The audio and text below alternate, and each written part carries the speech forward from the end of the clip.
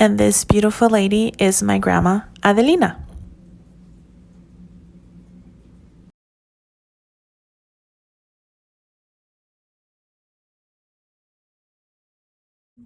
Hi everybody, my name is Regina Tapia, and for my class project, I wanted to do a small documentary on my grandma.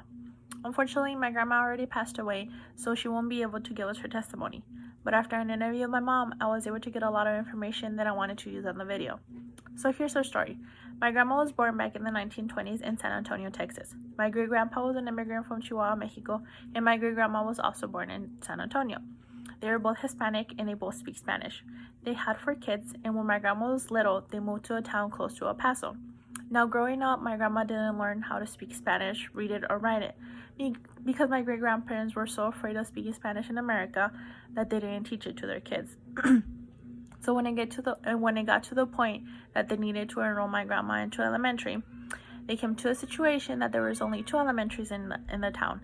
One was an all-American, as they called it, school, and the other one was Hispanic and Spanish-speaking only students.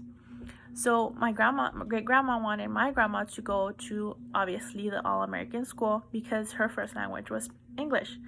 So when she went to enroll her, the school didn't want to take my grandma because she was Hispanic, and they wanted her to go to the Hispanic school.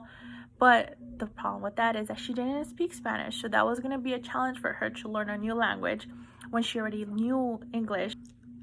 So after many hours of my great-grandma arguing with the school staff, she got nowhere. They didn't let her enroll my grandma into school, so she left. She was so pissed off, she was so mad at the situation, that she actually went to City Hall, and she spoke to the mayor. Now, my great-grandma was really known in town because she used to sew clothes for others. She would fix dresses and all that stuff. So everybody knew who she was. They knew who my great-grandpa was as well, which was a grumpy old man. So when the mayor found out of the situation, he actually went with my great-grandma and my grandma to the school, and they were able to enroll her.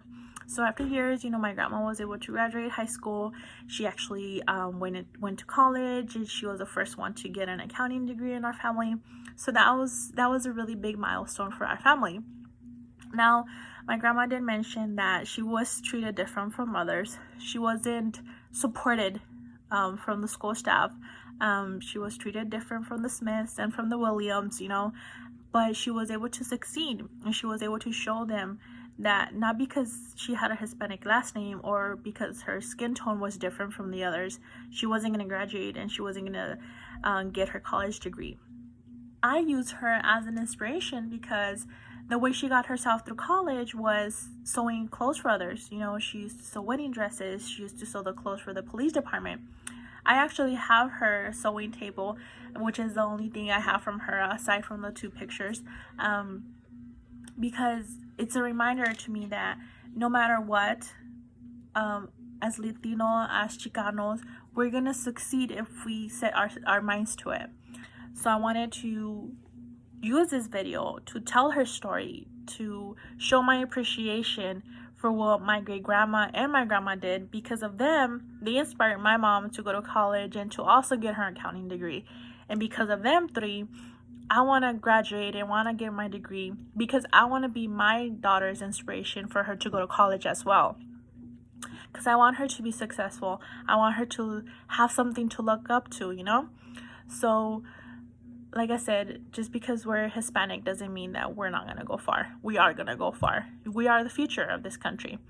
And I want to thank you for your time, and I wish everybody good luck. Stay healthy and stay safe. Thank you. Bye.